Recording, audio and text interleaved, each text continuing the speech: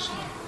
Hi, my name is Priyanka Lala. I'm a senior at the International School of Port of Spain in Trinidad and Tobago. And today I'd like to share with you a little bit about my initiative, the Svara's Adventures book series.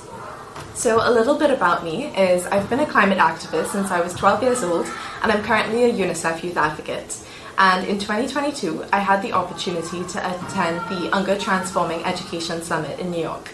And one of the key themes that came out of this conference was the knowledge gap between quality climate education and the climate crisis and the climate emergency. A lot of the time, children in primary and secondary schools are taught about the scientific processes related to the emergency in regards to changing precipitation patterns or global warming. But there's a huge disconnect between that and the human and lived experiences and how it's directly affecting children in their unique communities with their unique circumstances. So I even saw this in my communities in Trinidad and Tobago and within other small island developing states. And I was inspired to create a book series with my little sister Svara to target the needs of these children in their unique communities with the goal of teaching them about the climate emergency in their unique ecosystems and within their environments and communities, but also, more importantly, how they can be empowered and encouraged to create their own initiatives and projects and solutions within their own homes and schools to protect their livelihoods, ensure their child rights, and also work towards the UN SDGs. So far we've published 2 books, Svara's Ocean Adventures and Svara's Mangrove Adventures, and we're currently working on the 3rd, which is Svara's Rainforest Adventures. And these books are targeted towards children ages 5 to 10, and we use the skills that we learn from school in our literature classes and art classes to create these books, and we also engaged with other students who've illustrated these books.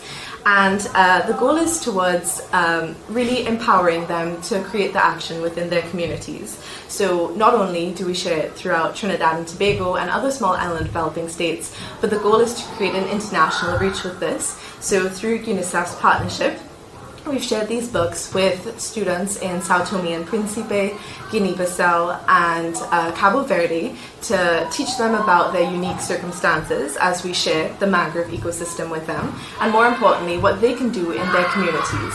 So one of the initiatives that we shared was the Zero Waste Initiative, which aims to reduce plastic, or the Eat Green Live Blue Initiative, which aims to produce sustainable agriculture.